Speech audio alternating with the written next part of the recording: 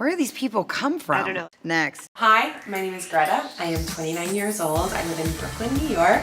Woo. I've been here for a year, but I feel like really connected to this neighborhood and this community. This is Brooklyn. You're in the thick of it. I feel like Brooklyn has a great sense of culture, arts, and community. But I am completely willing to move if the suitor is not from Brooklyn. I'm not really tied to it. I feel like you have to follow love. I do a lot of things to make a living, but mostly I sell handcrafted goods. I have an online store. You should definitely visit it. But mostly what people know about me is I love everlasting. I know it's crazy because you look at me and you think like, oh, she's like a strong, independent woman who doesn't like really feel tied down, but deep down, I just want to fall in love. Isn't that what feminism's about? Choosing your path. I just feel like I want to choose to get married. It's so amazing to have an outdoor space in the city. If I wake up early enough, I try to watch the sun rise over Brooklyn, have a little coffee, listen to some music.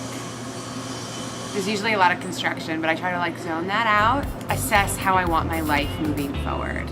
So do you want to see a little bit of the things I make? This is my wall of crafts. This is where I hang my jewelry. I made like a cork board from wine corks. Each cork is like a bottle of wine I drink every night. And these are available on my online store.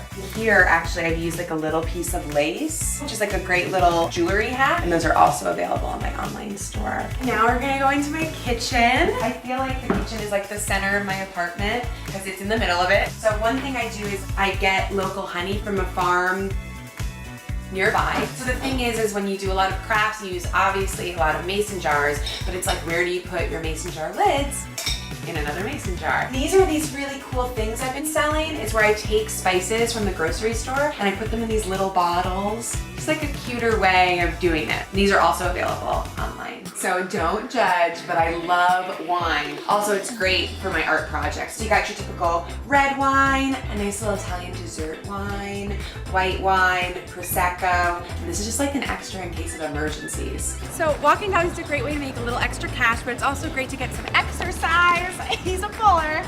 Oh, and be in the community. Hey neighbor. They always say like, have a job that gives you money, have a job that fulfills you creatively, and have a job that allows you to be fit. And this is my fit job. Please don't go to the bathroom. Why I want to be on Everlasting. When you're like 29 years old, living in Brooklyn, living your dream, it's very hard to find a guy who like gets it. I just got out of a relationship, Josh, and that was really hard. So we were together for 6 months, and one day I was looking through his phone and I saw a text message from a coworker, and she was like, hey, do you want to come out for drinks?